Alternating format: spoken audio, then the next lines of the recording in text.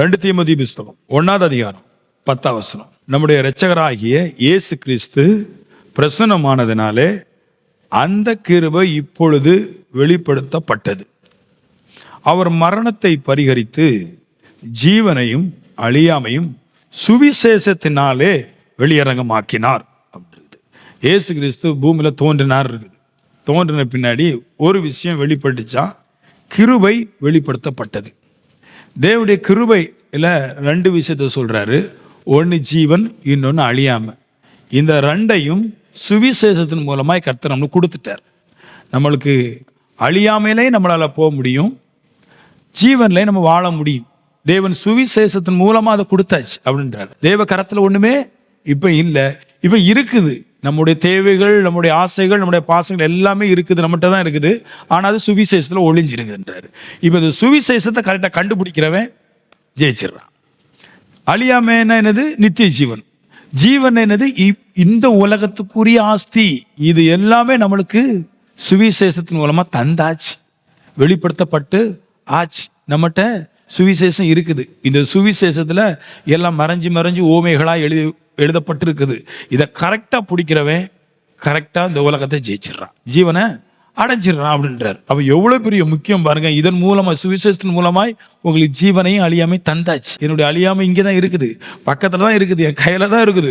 But எப்போ எனக்கு புரியுதோ அப்ப நான் ஆளாயிடுறேன் அப்படின்றார். முதல்ல ஒரு 7-8 பாயிண்ட் நான் சொல்ல போறேன். இந்த ஜீவனை சுவிசேஷத்தின் மூலமா எப்படி கொடுத்திருக்கிறாரு அப்படின்றது. மத்தேயு 13:24-30 வரைக்கும் வேறொரு ஓமையை அவர்களுக்கு சொன்னார்.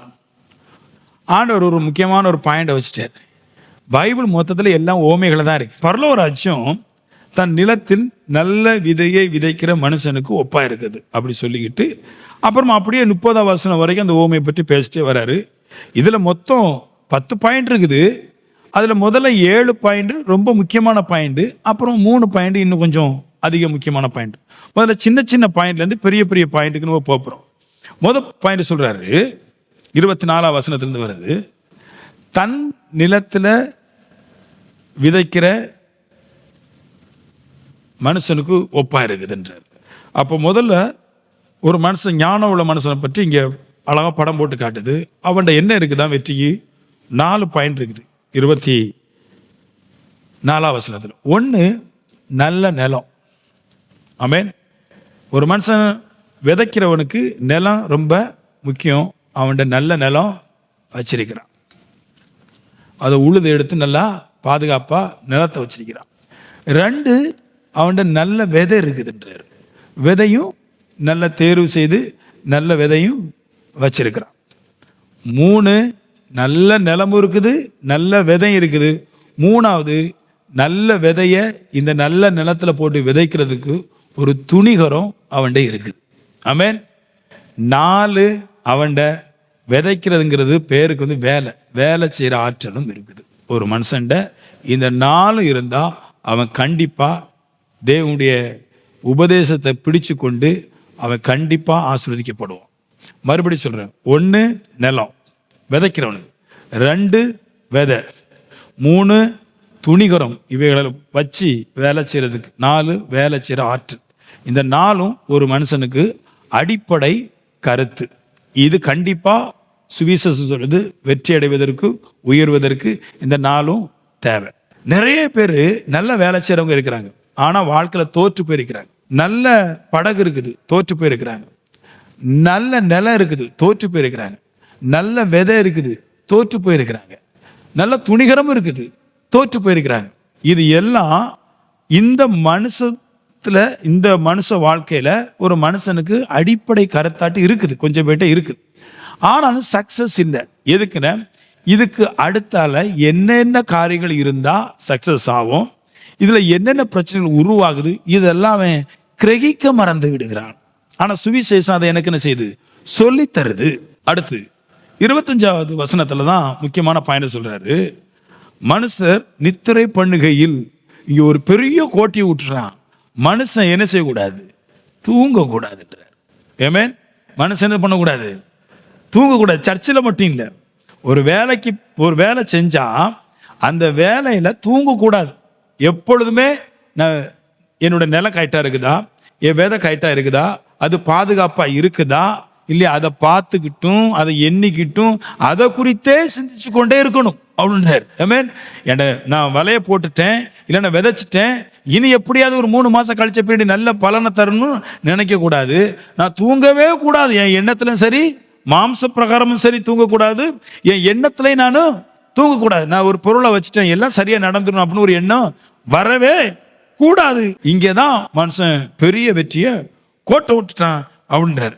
ஏன் அப்படின்னா, ஒரு நிலை இல்லாதவனுக்கு சத்துரு இருக்க மாட்டான், நல்ல விதை இல்லாதவனுக்கு சத்துரு இருக்க மாட்டான் இல்லையா.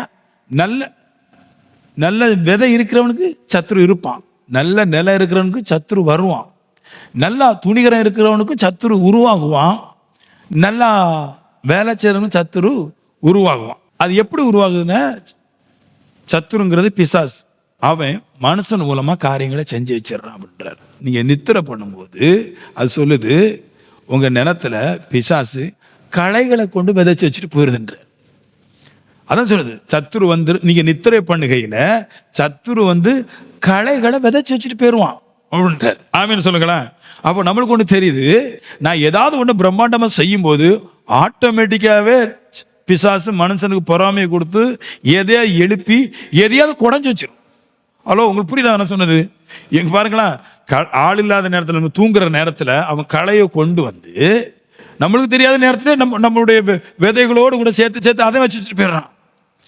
நம்ம முழிச்சு போய் பார்த்தா பிரச்சனைங்க பெருசாக இருக்கு. அப்போ அதனால் அவர் என்ன பண்ணுறாரு, சொல்கிறாரு நித்திரை பண்ணுறது கூடாது. பிரசங்கத்திலே அப்படிதான், நீங்கள் நித்திரை உங்களுடைய நினைவுகள் தூக்கத்தில் இருந்தால், உங்கள் சரீரம் தூக்கத்தில் இருந்தால் அந்த நேரத்தில் பிசாசு எதையாக வச்சுட்டே இருக்கு. அப்படி போல தான் உங்கள் தொழிலையும் நீங்கள் என்ன செய்கிறீங்களோ அது நினைவாகவே இருக்க வேண்டும். ஒரு நிமிஷம் கூட நீங்கள் தூங்கக்கூடாதுன்ற. படிக்கிறவங்க தூங்கவே கூடாது. நல்ல காலேஜ் இருக்குது, நல்ல ஸ்கூல் இருக்குது, நல்ல புஸ்தகம் இருக்குது, எல்லாம் ஓகே. ஆனால் சில பேர் நல்லா தூங்கிட்டு எந்திரிக்கிற சொல்றது படிப்பே ஏற மாட்டாங்க. நீங்கள் என்னைக்கு ஒரு நிலைமையிலிருந்து அடுத்த நிலைமைக்கு ஏறி வர்றீங்களோ ஆட்டோமேட்டிக்கா சத்துரு உங்களை பார்க்க ஆரம்பிக்கும், எப்படியாவது கெடுக்க ஆரம்பிக்கும், இவனை எப்படியா போட்டதெல்லாம் ஆரம்பிக்கும். ஏன்னா சத்துருக்கு மனுஷன் நல்லா இருக்கிற பிடிக்காது. வெற்றி எங்க வச்சிருக்கிற பாருங்க, உலகத்தில் இருக்கிற எல்லா மனுஷன்டையும் முக்கியமா இந்த விஷயங்களா இருக்கும். ஒரு காரோ ஒரு வீடோ ஏதோ தன்னுடைய வாழ்வாதாரத்துக்கு வச்சிருப்பான். ஆனா வெற்றி ஆவிக்குரிய மனுஷன்ட மட்டும்தான் இருக்கு. ஏன்னா அதைத்தான் பரலோகராஜ்யம் நம்மளுக்கு வெளிப்படுத்தி காட்டுகிறது. ஒரு 10 நிமிஷம் தூங்கினா என்ன ஆயிரும், ஒரு அரை மணி நேரம் தூங்கினா என்ன ஆயிரும், இப்படிலாம் ஃபீல் பண்ணுவோமே, அங்கதான் சத்துரு, அந்த கேப்ல தான் சத்துரு வருவான். நீங்க எப்போ தூங்குறீங்களோ, எப்போ நித்திரை பண்றீங்களோ அந்த வேலையெல்லாம் சத்துரு உள்ள வரும். நீங்க முழிச்சிட்டு இருக்கும்போது வரமாட்டோம் இல்லையா. எப்போ தூங்குறீங்களோ உள்ள வந்து விதைச்சு வச்சுட்டு போயிடுவோம். எப்போ ஆவிக்குரிய தன்மையை நம்ம விட்டுறோமோ அப்பவே பிசாசு உள்ள வந்து ஏதாவது விதைச்சிரும். அந்த மாதிரி தான் மனுஷனும் ஏதாவது விதைச்சிருவான். மனுஷன் 5வது பாயிண்ட், நீங்க கோதுமையை விதைச்சிங்க, பயிரை விதைச்சிங்க, இப்போ வந்து பார்க்குறீங்க ரெண்டும் வளர்ந்த பிறகு களையும் சேர்ந்து வந்துருக்குது. எப்படி இருக்கும் கோவம், அட பாவி மனுஷா, நான் தனியாக விதையை தான் விதைச்சேன், பயிரை தான் விதைச்சேன், வந்து களையும் சேர்ந்து வந்திருக்குன்னு சொல்லும்போது உள்ளுக்குள்ள ஒரு வேக ஒரு கோபம் வரும். ஏன்னா பிசாசுக்கு நல்லா தெரியும். ஏன் அது வந்து நீங்கள் தூங்குற நேரத்தில் களையை விதைச்சிச்சின்னா வளர்ந்து கொஞ்சம் நீ நல்ல நம்பிக்கையோடு இருப்ப, இது நல்லா சக்ஸஸ் ஆகும், நிறைய வரும், நல்லா வரும் நினைப்பேன். நினைக்கிற நேரத்தில் ஒரு நினைப்பே மாற்றி விட்டுருது. இப்போ பார்த்தா கோதுமையும் வளருது, களையும் சேர்ந்து வளருது. உன்னை பார்க்கும்போது ஒரு வேகம் வந்துடுது. நிறைய கிடைக்கும் நினச்சிட்டு இருந்தேன், என் நிலம் ஃபுல்லாக நல்லா கோதுமையாட்டு அப்படி படர்ந்து நிற்கும் நினச்சேன். பார்த்தா இங்கே களைகள் வந்து மரத்தெல்லாம் சேதப்படுத்தி ஒன்றில்லாமல் ஆக்கிட்டேன். ஒரு நினைப்பு உனக்கு வரும்போது ஒரு கோபம் வந்துடும். இங்கே நிறைய பேர் கெட்டதற்கு காரணம் கோபம். கெட்டது கெட்டதானே, பின்னாடி யோசிச்சு ஒரு பிரயோஜனம் இல்லை இல்லையா. கெட்டது கெட்டதா, கோபம்லாம் சில பேர் சொல்லுவாங்க கோபம் அவருக்கு மூக்குக்கு மேலே இருக்கு. இல்லைங்க, அவருக்கு மேலே 2 கிலோமீட்டர் தூரமாக இருக்கும், அவ்வளோ பெருசாக இருக்கும் அவர் கோபம். மூஞ்ச சீறிட்டு தான் இருப்பாங்க கோபத்தால். கோபம் ஒரு மாதிரி இருக்கும், எதையுமே யோசிக்க மாட்டாங்க. ஏன் பிசாசு நம்மளை கோபப்படுத்துது அப்படிதுன்னா, நீ கோபப்படும் போது என்ன பண்ணிடுவான்னு கோபத்தில் போய் அந்த களையவே பிடுங்குவேன். அப்படிதானா, இது இருக்கவே கூடாது, நீ வர்ற வரத்துக்கு நீ என்ன வந்தாலும் பார்த்துக்கலாம்னு ஓடி போய் களையை பிடுங்குவேன். களையை நீ பிடுங்கும் போது என்ன ஆயிடுதுன்னு கோதுமையும் தானாட்டே வந்துடுது. ஏன்னா ரெண்டும் ஒன்றா பின்னி படலை, அதோடைய வேர்கள் எல்லாம் ஒன்றுக்கு ஒன்று மிக்ஸ் ஆகி இருக்குது. கீழே வெளியே தெரியாது, தனித்தனியாக வெளியே இருந்த மாதிரி தான் இருக்கும். நல்லா கேட்டுடுங்க, உங்கள் தொழிலில் 2 பேர் இருக்கிறான் சரியா, உங்களுக்கு தெரிஞ்ச ஒருத்தன் இருக்கிறான், உங்களோட நல்லா இருக்கிற ஒருத்தர் இருக்கிறான், உங்களோட கெட்டவன் ஒருத்தர் இருப்பான். ஆனா வெளியே பார்த்தா ரெண்டு ஒன்னா தனித்தனியா போன மாதிரி தெரியும். ஆனா அந்த ரங்கத்துல பார்த்தா ரெண்டு பின்னி படங்கி இருப்பான். நீ கெட்டவனை பிடிச்சி இழுக்க ஆரம்பிச்சேன்னா உன் கூட இருக்கிற நல்லவனும் அவனோட போயிடுவான். புரிதான சொன்னது? புரிதான சொன்னது? இப்படிதான் விதை.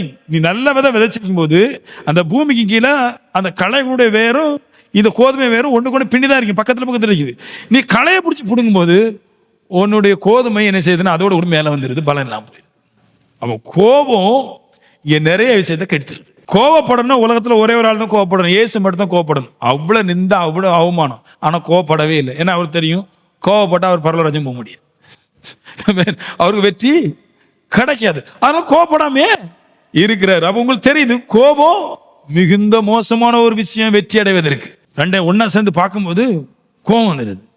இப்போ பிசாசு எப்படிலாம் கோபத்தை கொண்டு வருது? ஒண்ணு, திடீர்னு பார்த்தா கோதுமையோடு கூட கூட களையும் வளர்ந்துருக்குது, அதை பார்க்கும்போது கோபம் வருது. நம்ம நிலத்தை பார்க்கும்போது நிலம், அவன் நிலத்தை பார்த்தா எல்லாம் ஃபுல்லாக கோதுமையாக இருக்குது, நம்ம நிலத்தை பார்த்தா ஃபுல்லாக கோதுமையோடு கூட களையும் இருக்குது. என்ன நம்ம கெட்டு போயிட்டோமே, இது யாருன்னு கண்டுபிடிச்சி அவனை சாத்தன்னு நினைப்பேன்.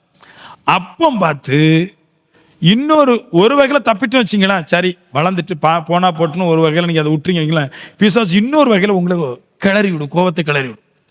அந்த பைபிளில் அந்த வசனத்தில் சொல்லுது, வீட்டு எஜமானுடைய வேலைக்காரங்க, அதாவது அந்த நிலத்தை வச்சுருக்கான் பாருங்களா, அந்த நிலத்துல வேலைக்காரங்களை வச்சு தான் வேலை செய்யறான். அவன் விதைக்கிறான். இப்போ களைகள் வந்துட்டு அவன் சொல்றான், நம்ம நிலத்துல களை எப்படியோ யாரோ கொண்டு போட்டான், நான் இப்போ ஒன்னே பண்ண போறேன், எஜமானனே நீங்க எனக்கு உத்தரவு கொடுங்க, அந்த களையெல்லாம் போட்டு தூக்கி வெளியே போட்டுறேன். புரியுது உங்களுக்கு? சொல்லுறான். அப்போ நம்ம கேட்கும் என்ன தெரியும், என்ன தோணும்? சரிதான், நம்ம வேலைக்காரனுக்கு இவ்வளவு ரோசம் இருக்கு, அப்ப நம்ம எவ்வளவு ரோசப்படணும். இப்போ எல்லாத்தையும் பிடிக்கி போடுங்க. அப்படி பிடிக்கி போட்டால் எல்லாம் நாசமாயிடும். ஆமேன். சில நேரத்தில் ஆட்களையும் கொண்டு பிசாசு கிண்டி விட்டுரும். ஆமேன் சொல்லுங்களா? நம்ம கூட தான் இருப்பான், நம்ம கூட சப்போர்ட் பண்ண மாதிரி தான் இருப்பான், நம்ம கூட ஃபுல்லாக வேலை செய்வான்.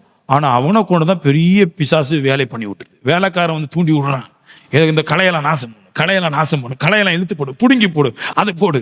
கடைசியில் போட்டால் போட்டுக்கு ஒரே ஒரு ஆள் தான் இருப்பான். வெள்ளத்துல பாதி பேர் தான் இருப்பான், பாதி பேர் ஓடிடுவான். ஆமேன். நீ ரெண்டு பேரும் ஒன்னா இருக்கவங்களா, வேதம் சொல்லு, ரெண்டு பேரும் ஒன்னா இருப்பான். சரியா? ஒன்னா இருப்பான். ஒருத்தன் உனக்கு முன்னாடி நல்லவனா இருப்பான், ஒருத்தன் கெட்டவனா இருப்பான். இந்த கெட்டவன் நம்மளுக்கு தெரியாமலே அவனை கெட்டவனாக்கி வச்சிருப்பான். ஆனா இவன் நம்ம கூட பழக்கவழக்கத்து நல்லவனா தான் இருப்பான். ஆனா மனுஷனுக்கு நம்ம பேசுறோம் நல்லதா இருக்கும், ஆனா அவன் எல்லா பாவத்தையும் அங்க கொடுத்தாங்க அந்த ரகத்துல பிடிச்சி வச்சிருப்பான். நீ எதையாவது சொல்லி எதையாவது இழுத்து விட்டுன்னு வச்சுக்கோ, இன்னொரு ஆள் சொல்றான், மூணாவது ஆள் சரியில்லை, அவனை பிடிச்சி இழுத்து விடுனா அந்த ஆள் அப்படியே சேர்ந்து போகும். நம்ம நினைப்பேன் நம்ம கூட தான் இருந்துட்டு இருந்தான், நிறைய நன்மை செஞ்சோம், நிறைய கொடுத்தோம், நம்ம தான் அதை உருவாக்கி விட்டோம். நீ என்னதான் உருவாக்கி விட்டாலும் உள்ளுக்குள்ள அந்த ரங்கத்துல பிசாசுடைய ஃபிக்ஸ் இருக்குது, ஒட்டி இருக்குது. நீ அதை பிடிச்சி இழுக்க இது ஓடிடுது. அப்போ கோவம் என்ன செய்யுது? இருக்கிறதையும் கெடுத்து விட்டுரு.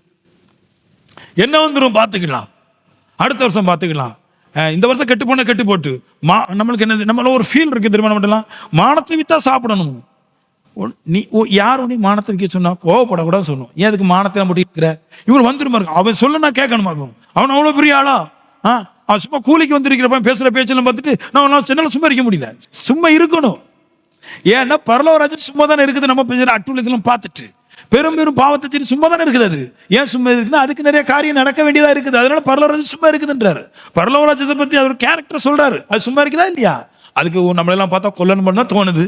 எல்லாம் பெரும் பாவிகளா இருக்கிறோம், மிகுந்த மோசமான ஆட்களா இருக்கிறோம். நம்மளை பார்த்த பரவரத்தை அப்படியே தூக்கி இப்பவுமே போட்டு எரிக்கிற மாதிரி தான் எரிக்க ஆசைப்படுது. வேற என்ன செய்ய முடியும்? மேல இருந்து கீழே பார்த்தா இங்க ஒருதும் கூட நல்லவங்க கிடையாது. எல்லாம் அங்கங்கே சைட் அடிச்சுட்டு நம்மளாவது முகத்தை பார்க்குறோம். சரியா? நல்லா இருக்கிற மாதிரி முகத்தை பார்க்குறோம். பொருளாதாரத்தை கரெக்டாக ஹார்ட்டை பார்க்குது.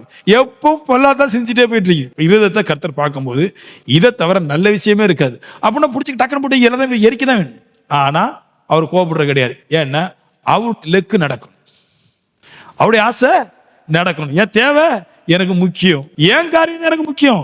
யார் என்னை சொதைப்பு விட்டாலும் நான் கோபப்படுறது கிடையாது, அசைக்கப்படுவதும் கிடையாது. பரலோக ராஜ்யமே சிலுவையை சுமந்து அடிய வாங்கித்தான் தான் காரியத்துக்காக நிக்குதுன்ற. நம்ம சின்ன சின்ன விஷயத்துக்கு கோபப்பட்டு எல்லாத்தையும் முடிச்சுட்டு போயிடுறோம். பைபிள் சொல்லுது, ஒண்ணு நித்திரை பண்ணாத, ரெண்டாவது கோபப்பட. நித்திரை பண்றதுக்கு டைம் வரும். எப்போ நான் சொல்லுவேன், அது வரைக்கும் நீங்க நித்திரையில இருக்கக்கூடாது. அடுத்த பாயிண்ட் சொல்றேன். அவர் வேலைக்காரங்கள்லாம் எஜமான போட்டு உழுப்புறாங்க. இன்னைக்கு 2 ரவுண்டு பார்க்கணும், நிலத்தை ஒரு சைஸ் பண்ணிடணும், இந்த ஆளை கண்டுபிடிக்கணும். இந்த ஞானம் உள்ள மனுஷன் அழகா ஒரு வார்த்தை சொல்லுவார். அதில் நான் மெய்யே மறந்துட்டேன், மெய் மறந்து போன ஞானம் அப்படின்னு அவர் சொல்றாரு. களையெல்லாம் விதைச்சது மனுஷன் தான். வேலைக்காரன் சொன்னா பிடுங்கி போடுவோம். ஞானம் உள்ள மனுஷன் சொல்றான், சத்துரு தான் செஞ்சான், பிடுங்க வேண்டாம்.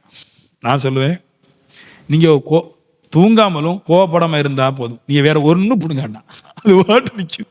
அது பாட்டுக்கு நீங்க ஒன்றும் பிடுங்காண்டாம். உங்ககிட்ட இருக்கிற பெரிய பிரச்சனை ஃபர்ஸ்ட் சொந்த நிலம் இல்லை, 2 நல்ல விதை இல்லை, 3 துணிகரம் இல்லை, 4 வேலை பார்க்குற ஆற்றல் இல்லை, இது சரீர சம்பந்தப்பட்ட ஆற்றல், இந்த 4மே ஃபெயில்.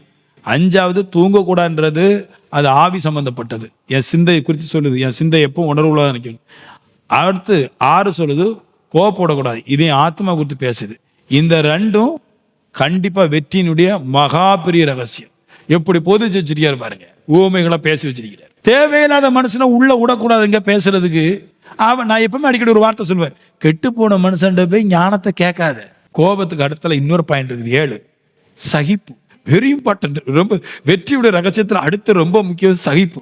அதுல ஒரு வார்த்தை போட்டிருக்கும், எப்படி சகிக்கிறாரு அவர் சொல்றாரு, எஜமானன்னு 2ஐயும் அறுப்பு மட்டும் வளர விடுங்கள் சொல்ற. எப்படி நாளுதோறும் வந்து பார்க்குறாரு, கோதமையும் கொஞ்சம் வளருது, அதோட கூட நம்மளை கெடுக்கிற மனுஷனும் கூடயே வளர்ந்து வந்துட்டு இருக்கிறான். எப்படி இருக்கும்? அட பாவி, நிலம் ஏன் இது நிலம், என் நிலத்துல நீ வந்து இருந்துட்டு நான் எப்படி நல்லாகிறோனோ அதே மாதிரி நீ நிலமே இல்லாம நீயும் வளர்ந்துட்டு தானே இருக்கிற.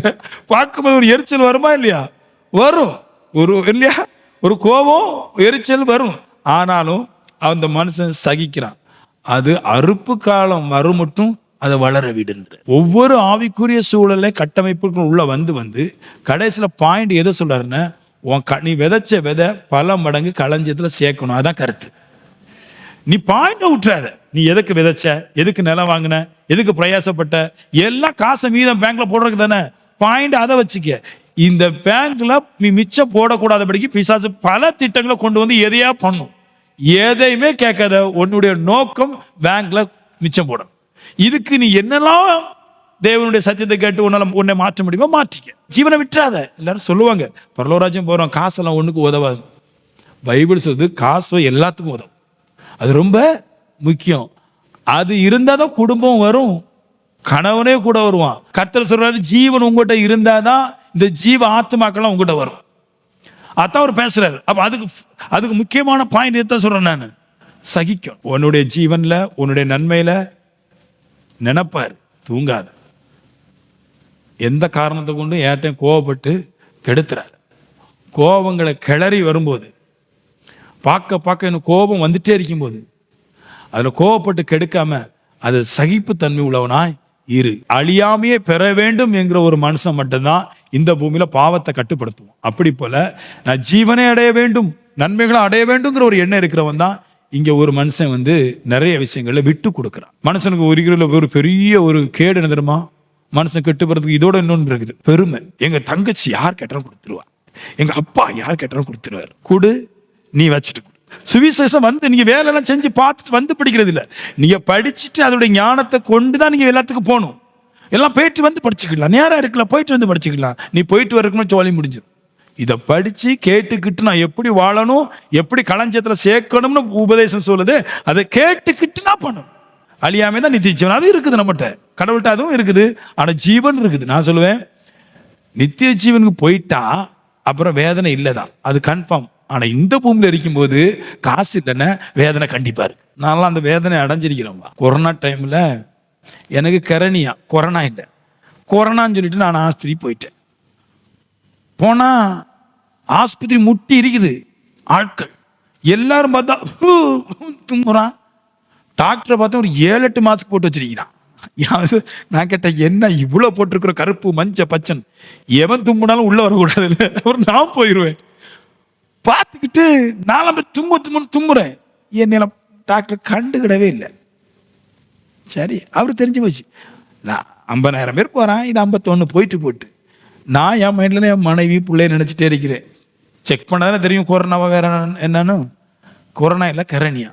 என்னையே கவனிக்கல. ஆனா அங்க எல்லாம் கவனம் எல்லாம் நடந்துச்சு. நெர்சுமாக ஓடுறா கொள்றா. ஏன்னா அங்க எல்லாம் காசை கொண்டு வந்து மேசையில வச்சுட்டு இருக்கிறான்.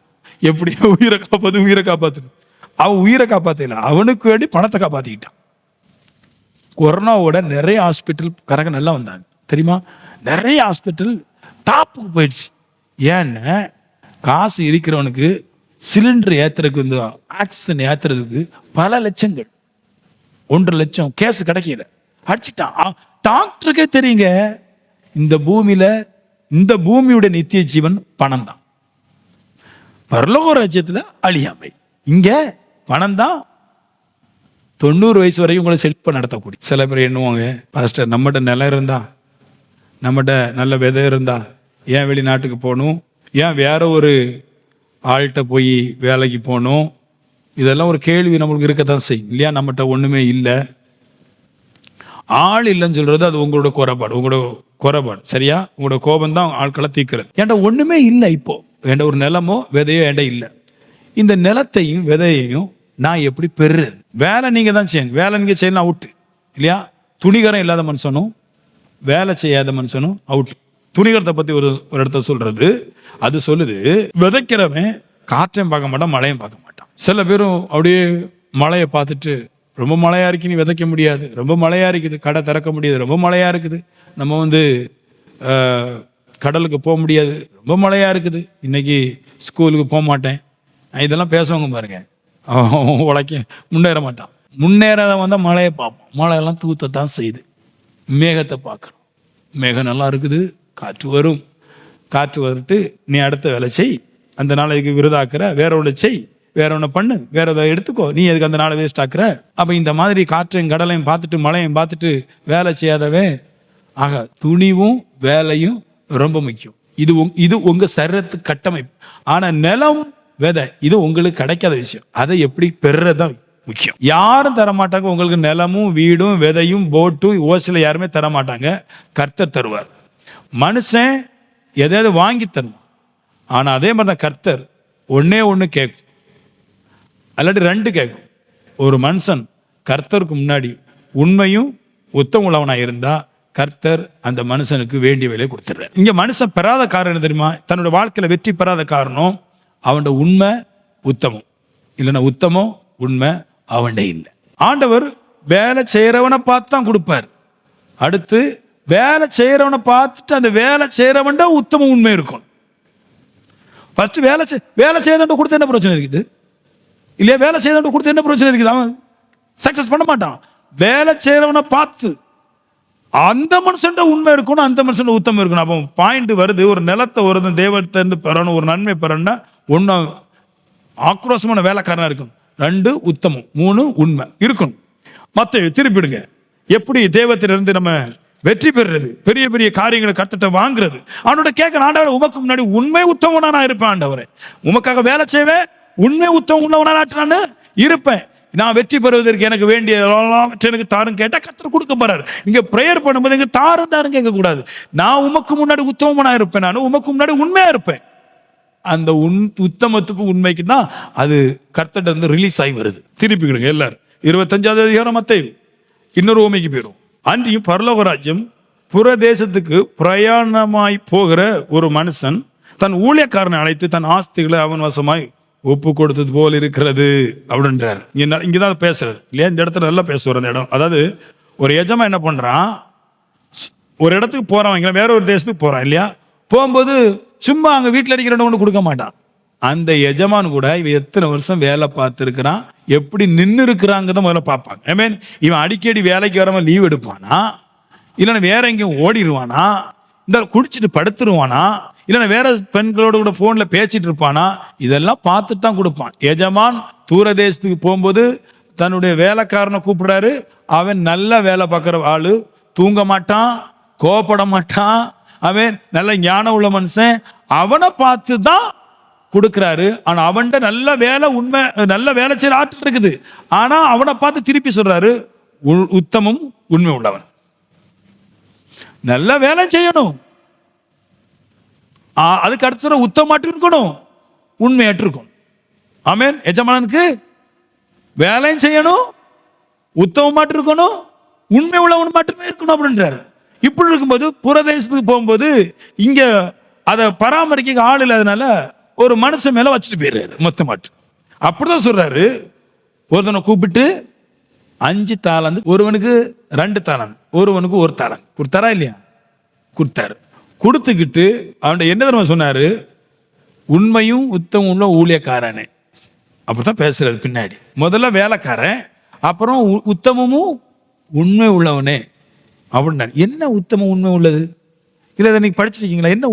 என்ன அவன் கிரகிச்சான்? அந்த வேலைக்காரன் என்ன கிரகிச்சான்னா, ஒன்னே கிரகிச்சான்.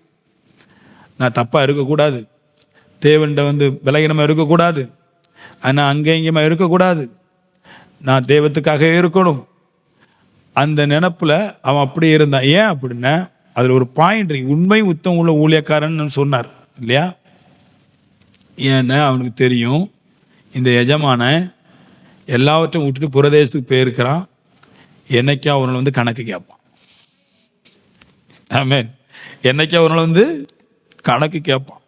அதனால இந்த 5 தாலந்து வாங்கின ஊழியக்காரனும் 2 தாலந்து வாங்கின ஊழியக்காரனும் அவன் மனசுல ஃபீல் பண்றான், நம்ம கடவுள்கிட்ட நம்முடைய திறமையை பார்த்து நம்மளுக்கு இவ்வளவு தங்கத்தை பொண்ணே தந்திருக்கிறாரு, இன்னும் என்னைக்காவது அவன் கேட்பார். கேட்கும்போது என்ட குற்றமே இருக்கக்கூடாது, என்ட உண்மைதான் இருக்கணும், என்ட உத்தமந்தான் இருக்கணும். நான் அதை வாங்கிட்டு புரதேசத்துக்கு அவர் போயிட்டாருனும், அவர் நான் பார்க்கலனும், அவர் வந்தா சமாளிச்சுக்கலாம்னும், அவர் என் பாவத்தை மன்னிப்பாருனும், இந்த மாதிரி தேவையில்லாத உபதேசத்தை கேட்டுக்கிட்டு நான் எப்படி வேணாலும் நடந்துடுறோம்னு இருக்கக்கூடாது. ஒரு நாள் வந்து பார்க்கும்போது 2 தாலந்தை முடிச்சு, முதல்ல உள்ள 2 தாலந்து, 5 தாலந்தையும் 3 தாலந்தா 2 தாலந்தையும் கொடுத்தவனை கூப்பிட்டு உள்ள வச்சு சொன்னாரு, என் சந்தோஷத்துல நீங்க பிரவேசிங்க. 5 தாலந்தும் 2 தாலந்தும் வாங்கினவனுக்கு 50,000 1,00,000 கோடி ரூபா கொடுத்தாலும் போக முடியாத ஒரு நித்திய ஜீவனுடைய சந்தோஷத்தை கொடுப்பேன்றார். அப்படியே நீ தங்கத்திலே வாழும்படிக்கான ஒரு அதிகாரத்தை கொடுக்குறேன், பொண்ணும் பொருளே வாழ்ற ஒரு அதிகாரத்தை கொடுக்குறேன், உண்மை உள்ளவனாரு உத்தமமாயிருன்றார். ஏமேன். நல்ல வேலை செய்யி, உண்மையாரு, எங்கே களவு செய்யாது. தேவன் எனக்கு ஒரு பொருள் தந்தா அதில் அப்படி பாதி கட் பண்ணி எடுக்காத இல்லையா? நல்ல வேலை செய், உத்தமமாரியா, உண்மையாரி. ஒரு நாளைக்கு கர்த்தர் வருவார். நான் சொல்ல நித்திய ஜீவனத்தை சொல்ல, நாம உண்மையும் உத்தம உள்ளவனா இருந்தா, தேவன் தந்தவைகளை சரியா இருந்தா. எனக்கு தேவன் ஒரு சின்ன ஒரு சர்ச்சு தான் கொடுத்தாரு. எனக்கு முதல்ல தேவன் கொடுத்த என்ன சர்ச்சு கொடுத்தாருன்னா, நாய் செல்லு இருக்கிற இடத்துல மொத்தம் ஒரு 6 பேர் தான் இருக்க முடியும், அந்த இடத்த எனக்கு கொடுத்தாரு. கர்த்தருக்கு நன்றி. என்னே நம்பி நான் நல்லா வேலை பார்ப்போம் நம்பி எனக்கு இப்படி சூழ்நிலை அமைச்சு கொடுத்த தெய்வத்துக்கு ஸ்தோத்திரம். உண்மையா நடந்தேன். அதுக்கு சாட்சி என்ன, அப்பவுமே அந்த இடத்துலயே மிக்சரு, பாக்ஸு, மைக்கெல்லாம் வாங்கி அடக்கி வைப்பேன். அவர் தர்ற பைசாவை நான் எதுவுமே செலவழிக்காம அப்படியே வச்சிருப்பேன். அது ஒன்றுன்னா பெருக்க தான் பார்ப்பேன். இது என்ன செய்யலாம், அடுத்து என்ன செய்யலாம், கர்த்தருக்கு என்ன செய்யலாம், கர்த்தருக்கு என்ன செய்யலாம், கர்த்தருக்கு என்ன செய்யலாம், கர்த்தருக்கு என்ன செய்யலாம் தான் பார்த்துட்டே இருப்பேன். 1 ரூபா கூட எடுத்து நடத்து அப்படியே தொண்டையில் விட்டு ஒழுங்கிறது கிடையாது. எல்லாமே கர்த்தருக்கு உண்மையாட்டு உத்தமாட்டு செய்யுது. இப்போ அந்த நிலைமைகளை பெருசாக்கி விட்டுறாரு. ஜனங்கள் தர்றதை பார்க்கணும் 10 மடங்கு கூட தான் செய்யும். அப்படி செய்யும்போது என்ன பண்ணுவார், ஒரு நாளைக்கு நித்திய ஜீவனுக்கு மட்டும் கொண்டு போகிறது கிடையாது, ஒரு நாளைக்கு அவர் என்னை தேடி வந்து அவருடைய சந்தோஷத்துக்குள்ளா என்னை நிரப்புவார். கொஞ்சம்தான் 5 தாலந்து 2 தாலந்துல கொஞ்சம்தான், இதுக்கே நீ ஆட்டக்கிறியே, பெருசா தர போறேன்னு எப்படி இருக்கும்? அந்த சந்தோஷம் என்னுடையது, அது அவனுக்கு ஒரு தருவன்ற இல்லை நினைச்சு கவலைப்படக்கூடாது. ஆவிக்குரிய சர்ச்சில் இல்லை நினைச்சு கவலைப்படுறானே அவன் ஃபெயிலியர். அதான் ஃபர்ஸ்டே சொன்னேன், தேவன் சுவிசேஷத்தின் மூலமா எல்லாம் தந்தாச்சு. இப்போ அதை புரிஞ்சுக்கிட்டு நான் கரெக்டாக ஃபாலோ பண்ணி கர்த்தருக்கு முன்னாடி போனா நான் இந்த பூமியில ஜீவன் உடையவனா தான் இருக்க முடியும். இல்லைன்னு சொல்றான் பாருங்க, அவன் சரியா பைபிள் படிக்கலன்னு அர்த்தம். சுவிசேஷத்தினாலே ஜீவனை வெளிப்படுத்திருக்கிற இதுல இருக்குது. இதை படிங்கன்னு யாருமே படிக்கிறது கிடையாது. இங்க இருக்குதுங்க லாபம். இதை படிச்சுட்டு வாசிச்சுட்டே இருக்கிற மனுஷன் தோக்க மாட்டான், பின்மாறி போக மாட்டான், பரிசுத்தம் அடைவான், மேல மேல இன்னும் பெருகுவான். இது அநேகம் கற்றுக் கொடுக்கும். இதை கேட்டு நம்ம கரெக்டாக நம்மளை சரிப்படுத்திட்டு ஆராதிச்சா கொட்டன்னு மழை மாதிரி கொட்டும் நன்மைகள். வானத்தின் பலகணிகள்னு திறக்குது, அதில் இங்கிலீஷில் போடுறாரு ஃபாதர் ரெயின். வானத்தின் பலகணிகள் மழை, அங்கே மழை தான் இருக்குதுன்றார். அது கொட்டும்போது பூமி எப்படி செழிப்பாகுமோ அந்த மாதிரி தேவன் மனுஷனுக்கு வானத்தின் பலகணிகளை திறந்து கொட்டுவார்ன்றார். ஒரு உதாரணம் சொல்றார். மழை தூத்துனா, இந்தியா முழுக்க மழை தூத்துனா பெரிய செழிப்பு. அப்படி போல அவ்வளோ செழிப்பை தேவனுடைய பிள்ளைகள் தேவனுடைய கரத்தில் கரெக்டாக இருந்தால் அவ்வளோ செழிப்பை கொடுப்பார்.